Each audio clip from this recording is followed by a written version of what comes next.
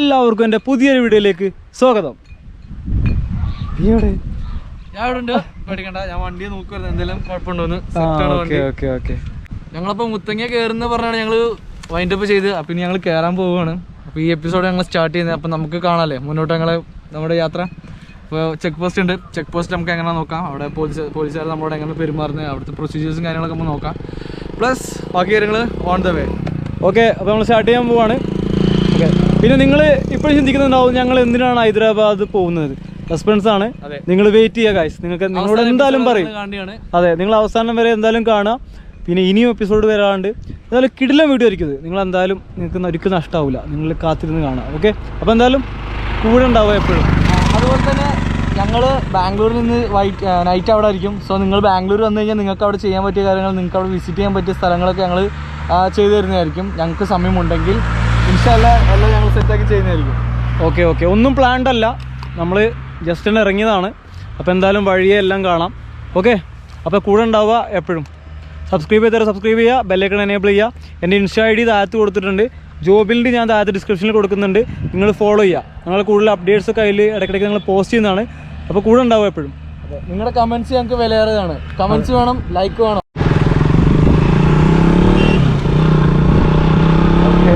നമ്മൾ COVID-19 check പോസ്റ്റിനോടൊക്കെ എത്താണ്. അവിടുത്തെ scene നമുക്ക് നേരിട്ട് കാണാം. കുഴപ്പമില്ലെന്ന് തോന്നുന്നു. ഓക്കെ ഫൈൻ, നമുക്ക് പോകാൻ തോന്നുന്നു. അവിടെ പോലീസുകാരല്ല. ഓക്കെ ഫൈൻ, പെർഫെക്റ്റ് ആണ്. ഇതാണ് ഇതാണ് സ്ഥലം. ഇവിടാണ് ഞങ്ങൾ വന്ന ലാസ്റ്റ് ഇപ്പോൾ വണ്ടി ഇവിടെ സ്റ്റോപ്പ് ചെയ്തിട്ട് നമ്മൾ വിടുന്നത്. ഓക്കെ, മോർണിംഗ് ഡേ ടൈമിൽ കുഴപ്പമില്ല, നമുക്ക് പോകാൻ പറ്റും. അപ്പോൾ രാവിലെ പകൽ സമയത്ത് വരുന്നെങ്കിൽ നിങ്ങൾക്ക് പാസ് ചെയ്ത് പോകാൻ കുഴപ്പമൊന്നുമില്ല. നൈറ്റ് വരുമ്പോഴാണ് നമുക്ക് പ്രശ്നം വരുന്നത്. റിട്ടേൺ വരുമ്പോൾ നമ്മൾ രജിസ്റ്റർ ചെയ്തിരിക്കണം. ഈ ജാഗ്രത എന്ന് പറഞ്ഞാൽ വെബ്സൈറ്റിൽ കയറിയിട്ട് നമ്മൾ രജിസ്റ്റർ ചെയ്ത് മാത്രമേ നമുക്ക് തിരിച്ചു വരാൻ പറ്റുള്ളൂ. അതുപോലെ തന്നെ വയനാട്ടിൽ നമുക്ക് സ്റ്റേ ഉണ്ടാകാൻ പാടില്ല. ഇല്ല, വയനാട്ടിൽ സ്റ്റേ ചെയ്ത് കഴിഞ്ഞാൽ പക്ക നമുക്ക് എന്ത് ചെയ്യണം, ക്വാറന്റൈൻ ഇരിക്കണം. 14 days ക്വാറന്റൈനാണ് അവർ പറയുന്നത്. സോ ഇതിലൂടെ പാസ് ചെയ്യുന്നവർ ഈ കാര്യം ശ്രദ്ധിക്കുക. ഒരിക്കലും വയനാട് എവിടെയും സ്റ്റേ ചെയ്യാൻ പാടില്ല തിരിച്ചു വരുമ്പോൾ. ഓക്കെ, ഡയറക്റ്റ് പോവുക, അങ്ങനെയാണ് നമ്മൾ ചെയ്യേണ്ടത്. ഓക്കെ ഗൈസ്, സോ നമുക്ക് മുന്നോട്ട് പോലെ.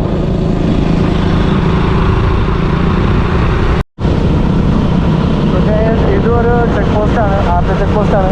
ഇവിടെ നമുക്ക് നിർത്തേണ്ട ആവശ്യമൊന്നുമില്ല. ഈ ലോറി കാര്യങ്ങൾ നമ്മളൊക്കെ നിർത്തി സ്റ്റോപ്പ് ചെയ്യുന്നത്. അതുകൊണ്ട് തന്നെ എന്താ പറയുക. ഓക്കെ, അങ്ങനെ നമ്മൾ കേരളം വിടുകയാണ് കേട്ടോ. നമ്മൾ വയനാട് ഡിസ്ട്രിക്ട് വിട്ടു. ഇനിയിപ്പോൾ നമ്മൾ അടുത്ത ചെക്ക് പോസ്റ്റ് എന്ന് പറയുന്നത് മുത്തങ്ങ ചെക്ക് പോസ്റ്റാണ്. സോ അതും കൂടി നമ്മൾ കയറി കഴിഞ്ഞാൽ പിന്നെ നമുക്ക് റേഞ്ച് റോമിംഗ് ആയിരിക്കും. ഓക്കെ, സോ എൻജോയ് ചെയ്തു നമ്മൾ റൈഡ്.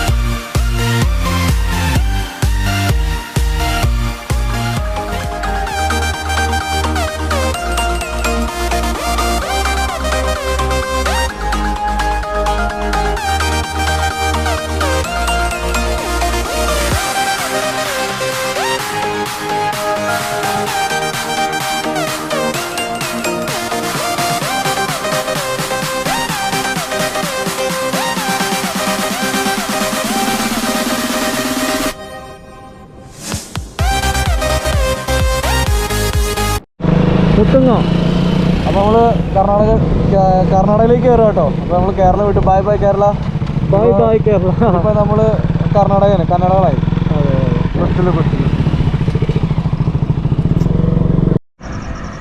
ഗായ്സ്, നമ്മൾ മുത്തങ്ങ ഫോറസ്റ്റ് കയറിയപ്പോൾ തന്നെ അവിടുത്തെ ഫോറസ്റ്റ് ഓഫീസർമാർ നമ്മൾ കൈ കാണിച്ചു. നമ്മൾ ഗോപ്രോയെ കണ്ടപ്പോൾ അവർ ഓഫ് ചെയ്യാൻ പറഞ്ഞു. അതിനുശേഷം അവർ പറഞ്ഞു ഈ റൂട്ടിൽ വീഡിയോ ഒന്നും അലൗഡ് അല്ല, നിങ്ങൾ ഓഫ് ചെയ്യണം പറഞ്ഞു. അതുകൊണ്ട് നമ്മൾ ആ റൂട്ടിൽ വീഡിയോസൊന്നും എടുത്തിട്ടില്ല. കാരണം വെച്ചാൽ നമ്മൾ നിയമം പാലിക്കണം. അതുകൊണ്ട് പിന്നെ വണ്ടിക്കൊരു നിശ്ചിത കിലോമീറ്റർ ഉണ്ട്. എനിക്ക് തോന്നുന്നു 30-40 ആയിരിക്കും. 30 കിലോമീറ്ററൊക്കെയാണ് ആത്ത സ്പീഡിലേ പോകാൻ പാടുള്ളൂ. നമ്മൾ പോണ വഴിക്ക് മൃഗങ്ങളെ കാണും, അവർക്ക് ഭക്ഷണം കൊടുക്കരുത്, വണ്ടി സ്ലോ ചെയ്യരുത്, വണ്ടി നിർത്തരുത്, അങ്ങനെ കുറേ നിയമങ്ങളുണ്ട് കേട്ടോ.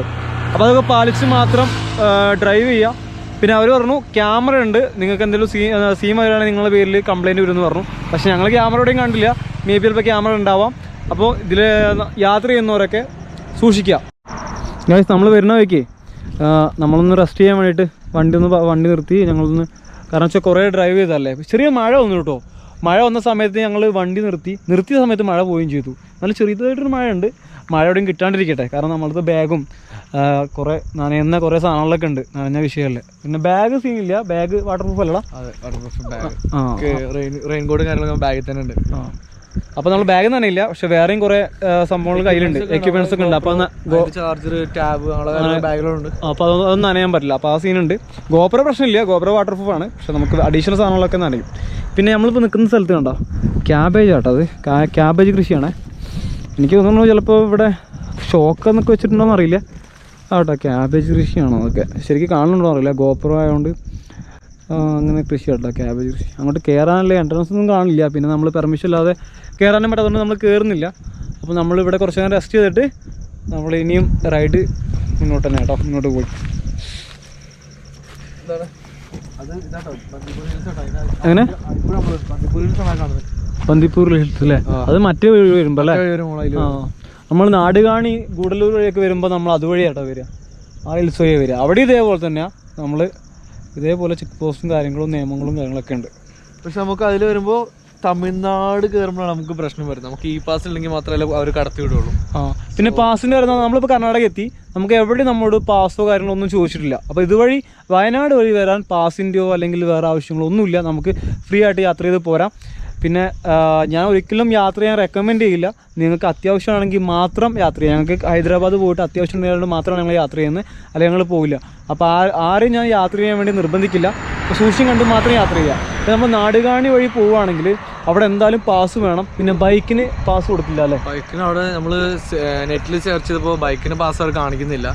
പിന്നെ ഉണ്ടെങ്കിൽ തന്നെ ഒരാൾക്കേ പോകാൻ പറ്റുള്ളൂ, ഡുവൽ ചെയ്യാൻ പറ്റില്ല എന്നാണ് പറയുന്നത്. അതും ഡുവൽ പോകണമെങ്കിൽ ബ്ലഡ് റിലേഷൻ അല്ലെങ്കിൽ കൂടെ വർക്ക് ചെയ്യുന്ന ആൾ, അതിനുള്ള പ്രൂഫും കാര്യങ്ങളും മാത്രമേ നമുക്ക് പോകാൻ പറ്റുള്ളൂ. സോ ബെറ്റർ നിങ്ങൾക്ക് ട്രാവൽ ചെയ്യണമെന്നുണ്ടെങ്കിൽ നിങ്ങൾ വയനാട് മുത്തങ്ങ ഈ റോഡ് കയറുന്നതായിരിക്കും നല്ലത്. അപ്പോൾ ഓക്കെ ഗൈസ്, അപ്പോൾ നമ്മൾ റൈഡ് വീണ്ടും സ്റ്റാർട്ട് ചെയ്യാൻ പോകട്ടെ.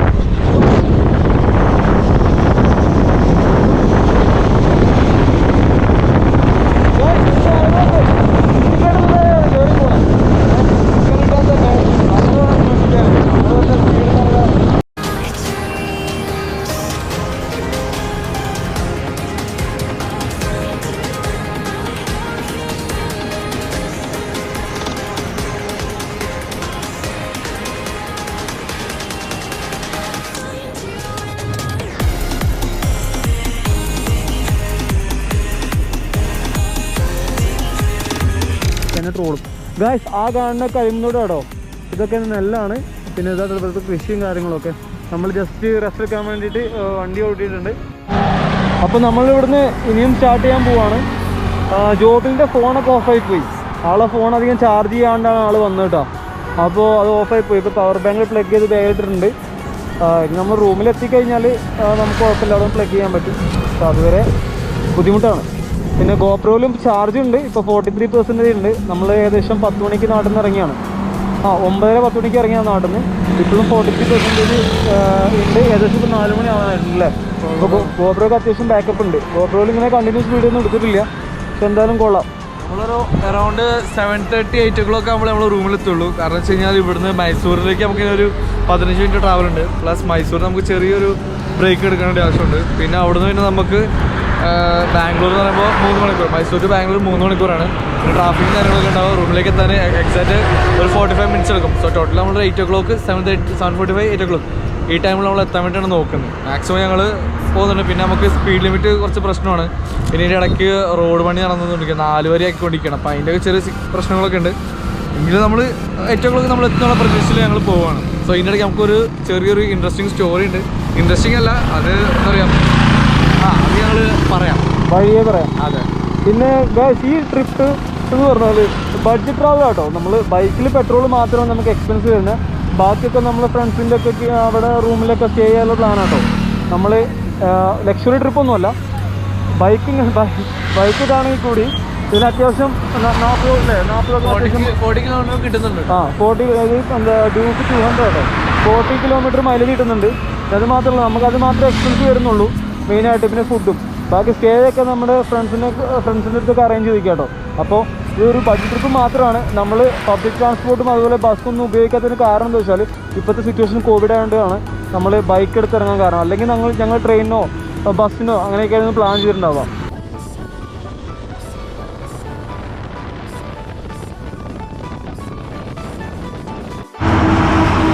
ഇതാട്ടോ മൈസൂർ എയർപോർട്ടിൻ്റെ എൻട്രൻസ്.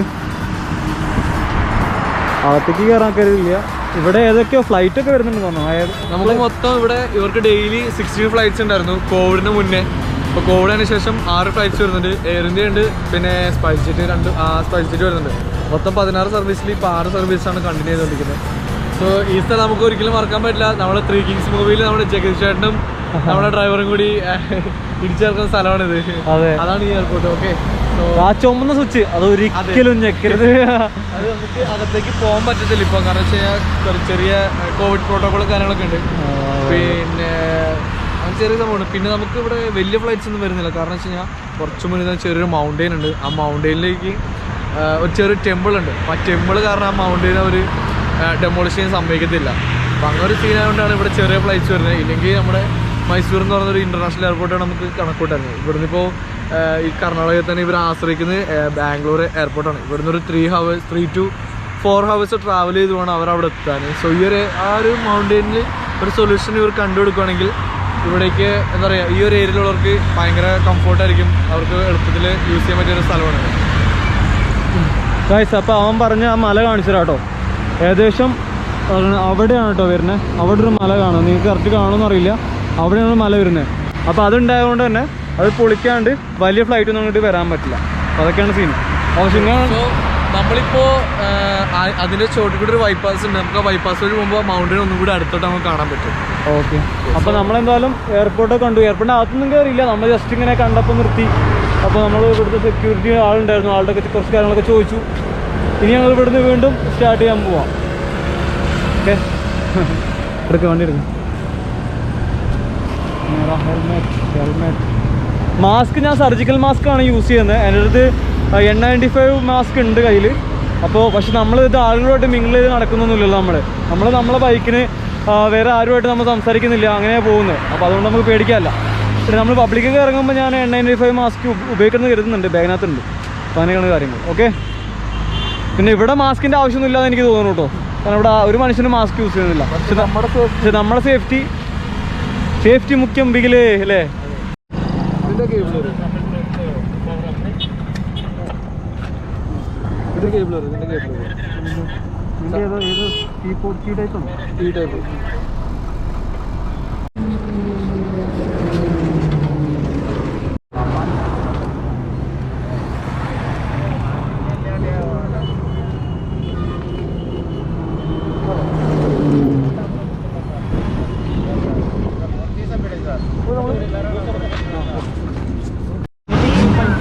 ഇവിടുത്തെ പെട്രോൾ പമ്പ് പെട്രോൾ അടിക്കാൻ ഞങ്ങൾ കിടുന്ന കഷ്ടപ്പാടുണ്ടോ. ബാഗ് കെട്ടൊക്കെ വെച്ച് ടാങ്കുമേ ബാഗ് വെച്ചു ഇത് കെട്ടൊക്കെ വെച്ച് പൊക്കിട്ട് വേണം പെട്രോൾ അടിക്കാൻ.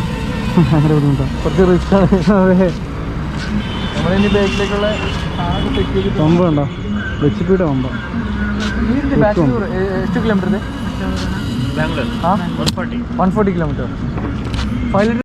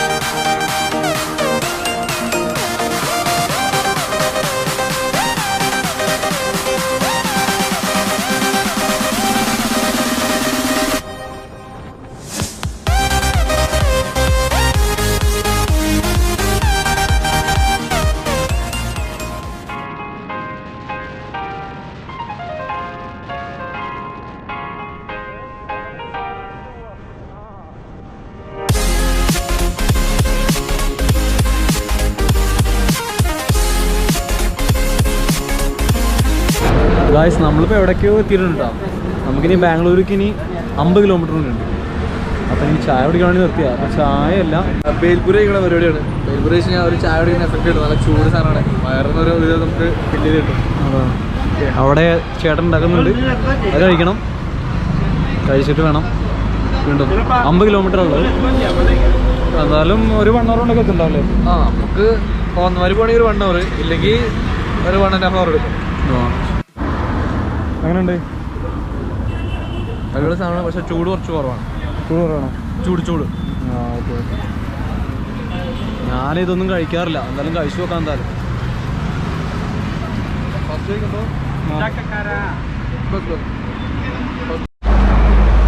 ഗായ്സ്, അപ്പം നമ്മള് ബേൽപൂരി കഴിച്ചു. അപ്പോൾ നമ്മളിവിടുന്ന് ഇനി ഇറങ്ങാം കേട്ടോ. സംഭവം കുഴപ്പമില്ല, എനിക്ക് വളരെ ഇഷ്ടപ്പെട്ടൊന്നുമില്ല, എന്നാലും നമ്മൾ വിശന്നിരിക്കുകയായിരുന്നു, അപ്പോൾ കഴിച്ചു. ഇനി നമ്മൾ പോകുന്ന ബാംഗ്ലൂർക്ക് ഇനി ഏകദേശം 50 കിലോമീറ്ററിന് അടുത്തുണ്ട് കേട്ടോ. 48 കിലോമീറ്ററിൻ്റെ ബാംഗ്ലൂർക്ക്. നമ്മളിപ്പോൾ ബാംഗ്ലൂർ എത്തി. ബാംഗ്ലൂർ ജോബിൻ്റെ ഒരു ഫ്രണ്ട് ഉണ്ട്, ഉമേഷ് എന്നാണ് പേര്. അപ്പോൾ ആൾ ഇവിടെ റൂം എടുത്ത് താമസിക്കുന്നുണ്ട്. അപ്പോൾ അങ്ങോട്ട് പോകുമ്പോൾ ഇവിടെ പെയിൻ ഗസ്റ്റായിട്ടാണ് ആൾ താമസിക്കുന്നത്. അപ്പോൾ അവിടെ നമ്മളിന്ന് സ്റ്റേ ചെയ്യും. പൈസയൊന്നും വേണ്ടിയിട്ടുള്ളതെന്ന് തോന്നുന്നു. അപ്പോൾ എന്തായാലും ഈ വീഡിയോ സെൻഡ് ചെയ്യാണ്. വീഡിയോ ഇഷ്ടപ്പെട്ടെങ്കിൽ ലൈക്ക് ചെയ്യുക, ഷെയർ ചെയ്യുക, സബ്സ്ക്രൈബ് ചെയ്യുക. പിന്നെ വീഡിയോയെക്കുറിച്ച് അഭിപ്രായം മൊത്തം നിങ്ങൾ കമൻറ്റ് ചെയ്യണം കേട്ടോ. അപ്പോൾ അടുത്തൊരു വീഡിയോ ആയിട്ട് വീണ്ടും കാണാം. അപ്പോൾ നാളെ കാണാം. ഈ വീഡിയോ സെൻഡ് ചെയ്യണം. ബൈ.